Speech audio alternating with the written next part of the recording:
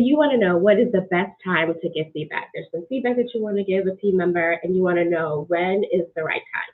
Okay, and I really want to commend you for that because there is a right and a wrong time, and I don't want to say like right with a capital R because I don't know your life and I don't know this experience and I don't know the feedback that you're going to give.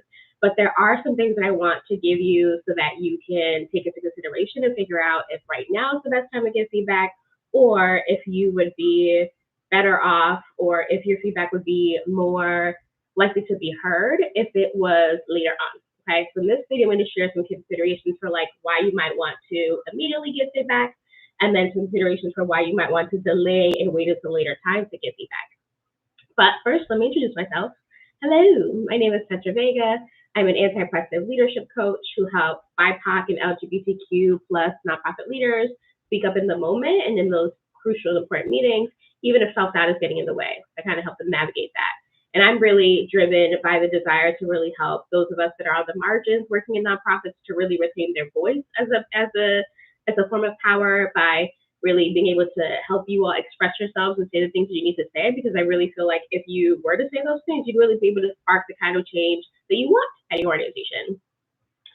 And even though I want to give you as much as I can around timeliness and feedback in this video, I really want to point you to this resource that I have called the Feel Good Feedback Guide.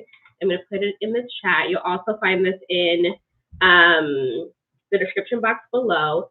This guide is chock full of everything that you need to know around giving feedback, receiving feedback, asking for feedback, particularly if you want this feedback to be coming from a lens that is consent-based, generative, like something that's meant to grow in someone, a positive outcome to come out of this thing, and trauma-aware. If you really want to be anti-oppressive and aware of the ways in which feedback can be traumatic for people, you're going to want to get this guide. In it, again, I share all the different things that I want you to consider when you're thinking about giving feedback, because I feel like feedback is such a precious thing that those of us that are managers and directors and just all around like folks who are trying to support other people, feedback is a really necessary skill. And I found that a lot of people really don't have that skill, and then oftentimes will perpetuate oppression or cause harm in that way. And you don't want that, right? That's not why you went into this work. So I want to give you a resource that you can find in the chat below or in the description box if you are watching a recording of this video. The last thing I want to say before I kind of get into today's topic is if you are here with me live, I really want to encourage you to stay all the way until the end. As part of this series, I am offering a little prize. You can enter to win if you stay until the end of this live, one of two things. One, you might be able to win a free workshop series that I did around developing an anti-oppression lens, really integrating more liberation-centered practices into your leadership and your life. So you could win that for free, or you could also win a free one-to-one coaching session with me. And so if you are chosen to be the winner, you get to choose which one of those things you would like. All right, so let's get started with today's topic. Okay, when is the best time to give feedback? Let's start with, if you're someone who has been learning a lot around feedback, you've probably heard that feedback should be given sooner than later. And that's kind of been given as like the carte blanche to like, here's the golden standard.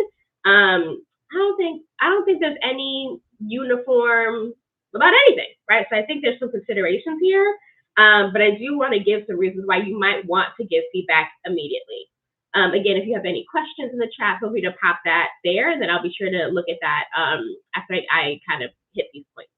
So the first reason that you might want to give feedback immediately is if you know that you're someone that if you hold the feedback for too long, then you're just not going to do it, right? So this is really a moment of like, if you already know how you are and you feel like, okay, if I hold on to this thing any longer, I'm just going to go into the zone where I'm never going to do it. I'm just going to like avoid it and act like I never needed to say something, needed to address something. I'm just going to like hide away from it. Then you probably would want to give feedback immediately, right? Just based on who you are. So that's my first consideration. My second is if you are trying to give someone positive feedback, right? Something that you know will really affirm them, encourage them, will kind of give them a little pep in their step that day. Let's give that immediately, right? Let's not wait around to give that good stuff to people. People always need some good stuff, and people really need to hear some good stuff today, right? So if you have something really generous, affirming, kind to share with people, let's give that sooner than later.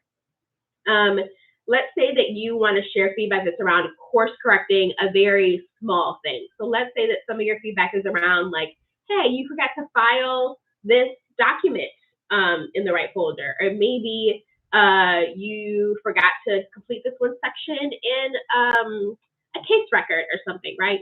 That is very small and minute, and probably we could address that rather quickly, right? So I think I really want to encourage you to give that feedback immediately instead of waiting and then kind of collecting all these tiny little things that could have been corrected in the at maybe like a month's time or something. Let's not do that, right? That's very like easy, actionable. I don't foresee how that can really go into a place of that's like a super vulnerable thing. Those things mostly point to like, oh, what are our policies, what are our protocols? It's just like, let's just make sure to check all our boxes and things. So I think that is good stuff to share immediately rather than later. And then my last piece is, I think, if the person you want to get feedback to and you have a really trusting, like you two have spent a lot of time cultivating this relationship where you both can be honest and transparent with one another, I think it's okay for you to get feedback more immediately than waiting to polish it or frame it in a particular way. And my thinking behind this is likely you two have some strong foundation. You have a common ground that even if you were to give this feedback in a way that really isn't as responsive as I would like you to give it to someone, in the ways that I teach in my Feel Good Feedback.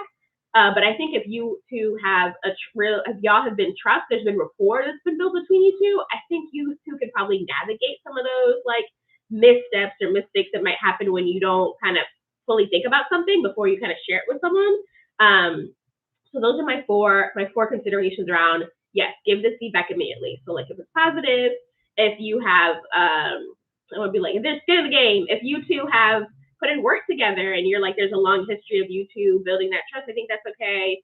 If it's a positive thing, let's share it. And then if it's something that is rather small, maybe more that's like just a small adjustment, small course correcting, I think that's good to give more immediately than to wait around.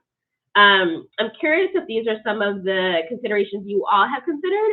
I'd love to know, let me know if you're like, yeah, when I thought about giving feedback, these are things that I kind of think about. And you could just reply yes if you have considered these things. And then if you're like, oh no, these are some things that I hadn't thought about, then feel free to put no in the comments or in the chat. Okay. So now I want to kind of go into why might you delay feedback, which again, I haven't really seen folks kind of give this perspective as much attention as I think it should have. So we're kind of spend some time on this now. So what are the reasons that you might want to delay feedback?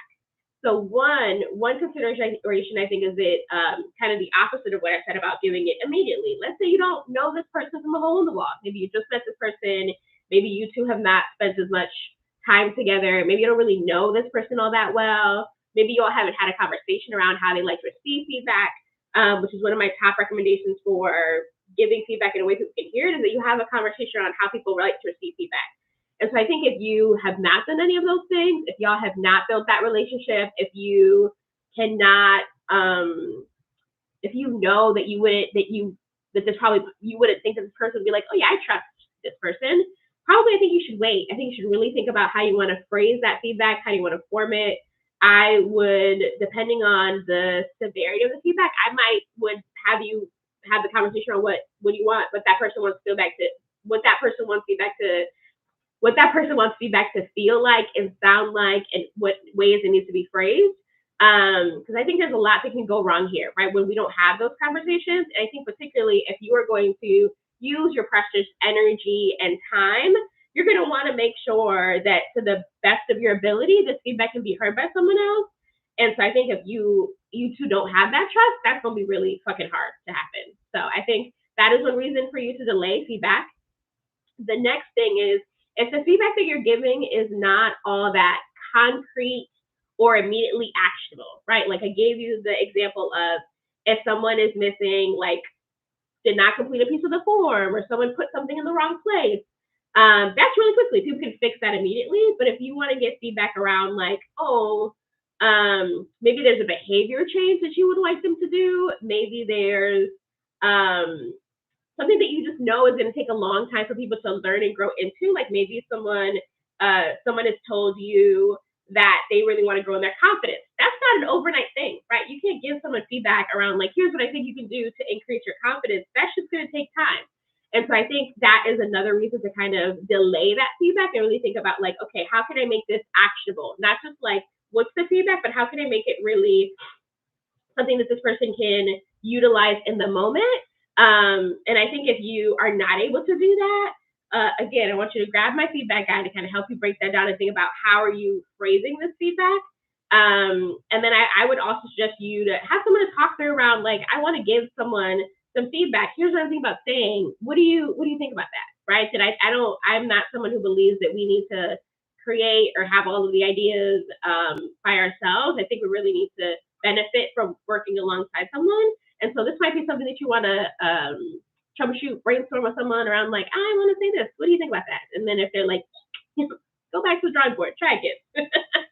The third consideration I would offer to you is this: the person that you want to give feedback to, or you asked about, like, is now a good time for me to give you some feedback? And they're like, nah, then don't give the feedback. Again, my approach and the way that I really operate around feedback is for it to be consent-based. And so that means that while we might not be having the conversation around what feedback I need to give you today, we will be talking about when though, right? So it's not today because like there's been a lot of meetings, maybe some personal shit is going on, maybe like the world is doing what the world is doing and it's just too much.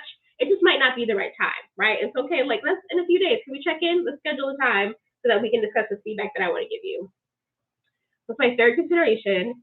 My fourth consideration is if you are someone who knows that you have a lot of feelings about the feedback that you want to give, and by feelings, I mean maybe you're feeling really frustrated with this person, very annoyed, angry, like you cannot see this person and extend like grace, compassion, understanding to them with the feedback that you want to give. I don't think right now is the right time. I think you really need to be with your own emotions and kind of have some space to process that so that you're not giving that to the person, because that can really just muddy up what you're trying to say, right? And I'm someone who, like, I love feelings. I think feelings are really necessary for us to make good decisions as people who care about other people in leadership positions. And I think there is a line between like, oh, that's some of your stuff. You really need to handle that because some of those feelings are not helpful to someone else, right? Particularly if like likely this feedback that you're going to give them, they may have never heard it, or maybe they have heard it and it's been given in a way that's traumatizing, or like, people don't know what to do with other people's feelings, because there might be some like trauma responses that are picked up. And then again, just like muddies and makes even more complicated what the feedback really needs to be. And so I think that if you are able to be self-aware enough to be like, oh no, I feel very angry. I have like very much in my feelings about this thing, and I actually can't give it in a way that is like, balanced, grounded, that I could really hold this person's humanity as I give them this feedback around ways that I think they could improve or really meet their self-defined goals better. I don't think right now is the time, right? So I think you should delay it. Again, take some time to kind of unpack and be with where you're at. And again, I would suggest you to talk through this with someone, right? I think there's sometimes that we get feedback, and we, I think about like in college, they some classes would be like, first draft, best draft, right? And it's like, I think we do that with feedback where we're like, oh, this is my first draft on how I want to say this thing to this person. And it's like the most fucked up way to say it to that person, right? And that really you should, I would encourage you to shop it around, right? Check in with someone who has shared values with you, who also cares about people, who can hold this person's humanity and be like, I think that was a bit much. I think you might could say this other thing. And so those are my recommendations for why you might want to delay in giving the feedback. Again, if you haven't built that trust and rapport, probably wait, take some time, sit on it. If you are in your feelings about it, like unprocessed, untended to feelings, probably you should wait. If you know this person has had a really hard day and they're not in the head or heart space to hear the feedback, just wait, hold it. And then my last piece is this: the feedback really isn't that concrete or specific or actionable. Like we can't solve it in a relatively quick way. Then I think you should hold it. Yeah. And so the last piece that I want to share with you is what you can do to get this timing right. Again, the feedback that you want to give is going to be particular to you and your circumstances. But I want to give you 3 things for you to kind of think about around, okay, how can I, as best as I can, do what I can to manage the timing of the feedback I want to give. So the first thing I want you to think about is to ask the receiver when they would like to receive feedback, right? So again, this is part of that conversation I want you to have before you even think about like, okay, what feedback do I want to give? Back it up if you can, right? Have a conversation around what feedback experience has been in the past, how they like to receive feedback. I give a whole bunch of questions and prompts in my feedback guide that you can grab. Have that conversation first, and then part of that is asking, when do you like to receive feedback? In the morning, in the afternoon, beginning of the week, end of the week. We can kind of have those conversations. The next thing I want you to do is even to nail down what are you going to share, what are you going to say to this person when you want to get feedback, right? So maybe you'll want to say something like, oh, I have some feedback for you that I'd like to share. Is now a good time for me to share that, right? Because some people may ask, like, can I give you some feedback? And that just alerts people, like people's brains go off and blah, blah, blah, blah, danger, warning. And so even the question you want to think about, like, okay, what's the way that I could communicate to you? I want to give you some feedback, right? There's something that I want us to put our attention to. How can I say that in a way that isn't alarming to you? And the last piece that I want you to think about, or rather to put into practice, is to make feedback an everyday, regular occurrence if it's not already. I think sometimes the reason that feedback can be hard to hear and the timing can be really difficult is because we only get feedback if you're likely in the organization you're at, maybe they have like annual evaluations and we get like a fuck ton of feedback at that point. Maybe they do like client surveys or customer surveys or member surveys, like what the constituents, maybe there's some surveying there. But oftentimes we don't have like a regular feedback structure between supervisors and direct reports on an ongoing basis. And so my recommendation is to really put that into your weekly check-ins, bi-weekly check-ins. To do that is in those individual one-on-one sessions, to do it in group sessions, so that feedback doesn't become this thing that's like, oh, it's only given when it's bad, or it's only given when things are like really serious. But it's like, oh, we have a culture of feedback. This is what we do, is that we share ways that we can identify the ways in which people are making progress and doing things well. And we also want to name the things that we can be doing better, or things or ways that are more in line with like our organizational values, our individual goals, all of that stuff. And I'm going to tag here too, I did a whole video around how you can build a culture of feedback at your organization if this isn't the current norm. And this is one of my suggestions for that. It's like really institute some kind of ritual where feedback is given all the time to kind of take away this like negative, monstery, alarming, scary vibe that we have around feedback, to kind of quell some of those feelings and some of those sentiments around it. So that's what I have for you. Some considerations from why you want to give feedback immediately. I think there are some reasons to do that. And I think there's lots of reasons to also wait. I hope this video will help you make the best decision for you around how you like to receive feedback. Again, I want to name my feedback guide. I'm going to put it here in the chat again. I want to name my Feel Good Feedback Guide as a resource to help you further clarify your approach to feedback, how you want it to be different if your organization has been teaching in a way that doesn't really align with you. That was my experience, and I was like, oh, this feels yucky. Don't like this at all. And I kind of more implemented some of these things in my work with clients, my work at my own nonprofit. And so, yeah, I have that resource for you there. And if you sign up, you'll have an option to join my email list, where I send you even more resources, support, kind of like that one-on-one attention, because I really think that our organizations would be radically different if we were to get this right, this feedback piece really right. So I'm excited for you to take a look at that and to start implementing some of these things. If you're here